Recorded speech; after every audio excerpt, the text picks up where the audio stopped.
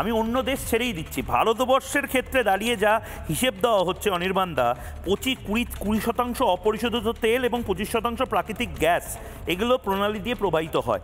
ভারত ক্ষতিগ্রস্ত হবে কারণ তেলের দাম বেড়ে যাবে, মুদ্রাস্ফীতি বেড়ে যাবে এবং অনুমান করা হচ্ছে, এটা সবচেয়ে ইম্পর্টেন্ট, অপরিশোধিত তেলের দাম প্রতি $10 বৃদ্ধির জন্য ভারতের জিডিপির 0.5% সেটা ক্ষতিগ্রস্ত হতে পারে। মানে এই প্রেডিকশনটা, এই প্রজেকশনটা কিন্তু মারাত্মক। মানে এটা আমি জানি, এটা এটা এটা নিয়ে হয়তো যে দাদা এই মুহূর্তে ক্যানিং লোকালে যাচ্ছেন তিনি হয়তো ভাবছেন আমার কি এসে গেল, বা এই মুহূর্তে পাথর প্রতিমা থেকে আমাকে এই মুহূর্তে যে মা দেখছেন নিজের মুদির দোকানে বসে, তার হয়তো মনে হচ্ছে যে কি এসে গেল। কিন্তু আমি আপনাদের বলছি মা, আমি আপনাদের বলছি দাদা, যে এইটা আমাদেরই ঘুরে ফিরে আসবে। এই রাষ্ট্রনেতারা কি কাজ করছে, এই মহাযুদ্ধের মতন পরিস্থিতি তৈরি করছে এই ডোনাল্ড ট্রাম্প, হলুদ চুলের ডোনাল্ড ট্রাম্প, সকালবেলা একটা কথা বলে রাত্রে একটা কথা বলে, কি কথা বলে কেউ জানে না, কিন্তু এই হলুদ চুলের ডোনাল্ড ট্রাম্প যে কাণ্ডটা ঘটিয়ে দিয়েছে, ভাবুন একবার শুধু, আমাদের দেশের প্রধানমন্ত্রী, আমাদের দেশের যশস্বী প্রধানমন্ত্রী যখন 11খানা এয়ারবেস আমাদের ভারতীয় সেনাকে নির্দিষ্টভাবে টার্গেট দিয়েছিলেন, এবং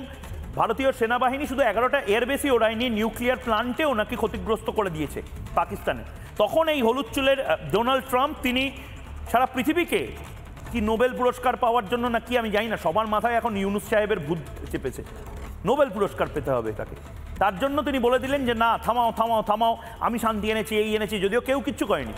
আমাদের প্রধানমন্ত্রী বলে দিয়েছেন যে আমরা কোনো ধরনের কোনো মধ্যস্থতা চাইনি, আমরা নিইও নি। আর এখন তারা গর্বের সাথে বলছে ইরানের নাকি নিউক্লিয়ার প্লান্ট তারা উড়িয়ে দিচ্ছে। এখন কি হচ্ছে ভাই, প্রবলেমটা ঠিক এই জায়গাতে মানুষদা, প্রবলেমটা এটা বোঝাতে হবে সাধারণ মানুষকে মানুষদা, যে পৃথিবীর ওই ছোটবেলা থেকে মায়েরা বলে এসেছে না, যে বাবু যখন তুমি বিপদে পড়বে তোমার আশেপাশের বন্ধুরা কেউ থাকবে না, তোমার বাড়ি থাকবে, তোমার পরিবার থাকবে, এবং তুমি কি সিদ্ধান্ত নেবে এটাই জরুরি। ভারতবর্ষের মানুষজনকে, ভারতীয়দের বুঝতে হবে, হিন্দু, বৌদ্ধ, শিখ, জৈন, পারসিক, মুসলমান, খ্রিস্টানি নির্বিশেষে ভারতীয়দের বুঝতে হবে যে বাবু বিপদে যখন পড়বে, না প্যালেস্টাইন পাশে থাকবে, না সৌদি আরব পাশে থাকবে, না আমেরিকা পাশে থাকবে, না ইসরায়েল পাশে থাকবে, সবাই নিজের নিজের ধান্দা নিয়ে ব্যস্ত থাকবে।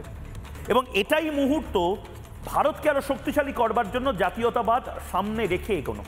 আমি দুটো প্রশ্ন আপনাকে করবো মানুষটা। এক, বিভিন্ন সময় এটা অনেকে বলছিলেন, নিউমেরোলজি যারা বিশ্বাস করেন, যারা সংখ্যাতত্ত্বে বিশ্বাস করেন, যারা অ্যাস্ট্রোনমিতে বিশ্বাস করেন, প্রাচীন বিজ্ঞানে যারা বিশ্বাস করেন, যে 2025 সালটা নাকি অদ্ভুতভাবে কোনো না কোনোভাবে যুদ্ধকে ডেকে আনবে বা আনছে। আর দুই, আমরা প্রতি মুহূর্তে আমাদের ঠাকুমা দিদিমাদের থেকে শুনেছি মহাভারতের কাছে ফিরে ফিরে যাও, যা নেই ভারতে তা নেই ভারতে। মহাভারতে যদি ফিরে যাওয়া যায়, হয়তো কোনো সুযোগ, হয়তো কোনো সমাধান পাবো, যে এটা সত্যিই ধর্ম সংকটে পড়েছি আমরা, ইরানের দিকে যাব না ইসরায়েলের দিকে যাব, ইরান থেকে তেল আটকে গেলে আমরা কি করব, উপায় কি মানুষরা? দুটো প্রশ্ন।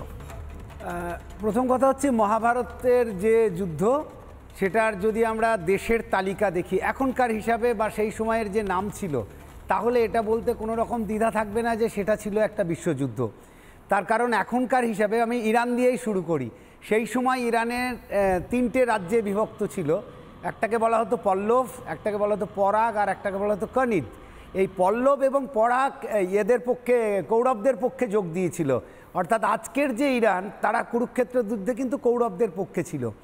এছাড়াও ভারতের আশেপাশের যে দেশগুলোকে আমরা এখন দেখি, আফগানিস্তান, পাকিস্তান, বালুচিস্তান, এগুলোকে ছেড়ে দাও, তাছাড়াও যে দেশগুলো কুরুক্ষেত্রের যুদ্ধে জড়ে গিয়েছিল, তার মধ্যে আছে Africa, Morocco, Azerbaijan, Turkmenistan, Kyrgyzstan, এই সমস্ত, এই পুরো দেশগুলো যুদ্ধে জড়িয়েছিল। এখন প্রশ্ন হচ্ছে যে আরও কি একটা বিশ্বযুদ্ধ ভারত জড়াবে, বা ভারতের যে ধর্ম সংকট, সেক্ষেত্রে কর্তব্য কী? তো সেক্ষেত্রে আমি বলতে পারি, এই মুহূর্তে অন্তত ভারতের যারা সরকারে আছেন বা ভারতবর্ষের প্রধানমন্ত্রী, তিনি 100% বিশ্বের সেই উপদেশ মেনে চলছেন যা যুধিষ্ঠিরকে দিয়েছিল, যে ধর্ম সংকটের সময় আমাদের কর্তব্য কী।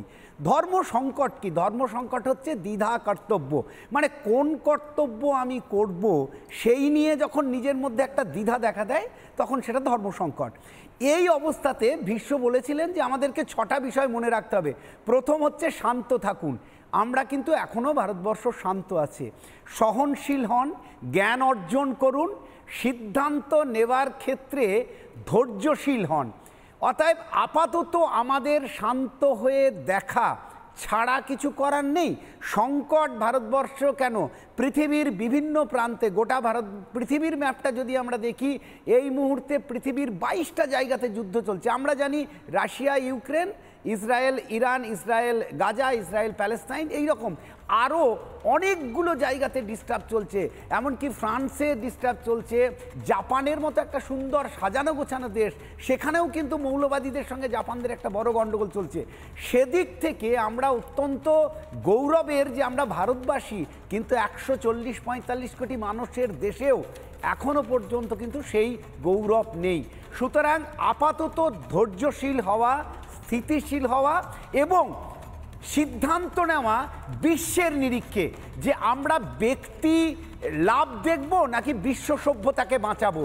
যদি বিশ্ব সভ্যতাকে বাঁচানোর তাগিদ হয় তাহলে একরকম সিদ্ধান্ত, আর যদি ব্যক্তি ভারতবর্ষকে বা শুধু নিজের দেশের কথা ভাবি তাহলে একরকম সিদ্ধান্ত। এবং এরকম একটা পরিস্থিতি তৈরি হচ্ছেও, আমি আপনার কাছে আবার আসবো, আমি অরিত্র এবং রাকেশ বাবুর কাছে যাব, কিন্তু যেটা আপনি বলছেন আপনি বলার কে, সারা পৃথিবীতে যেটা দেখতে পাচ্ছি মানুষদা, যেটা বারবার বলা হচ্ছে যে এক অদ্ভুত, আপনি মহাভারতের কথা বলছিলেন, 2025 সালটা যেন এক্স্যাক্টলি একটা টাইম লুপ, মহাভারতের যে বছর সেই বছরের যেন টাইম লুপ। সারা পৃথিবীতে বিভিন্নভাবে কেউ না কেউ কোনো না কোনো যুদ্ধে জড়িয়ে পড়ছে, এবং এটা আমি জানি না এটার কারণ কি, এটা কি গ্রহ, চন্দ্র, সূর্য, গ্রহ, তারাতে এটা লেখা ছিল কি না, এটা এমন কোনো আগে থেকে তৈরি হওয়া প্রি ডিসাইডেড কোনো অ্যাস্ট্রোনমিক্যাল ওয়ান্ডার কিনা, কিন্তু এটা আর বিস্ময়ের জায়গায় নেই, এটা এখন আতঙ্কের জায়গা তৈরি হচ্ছে।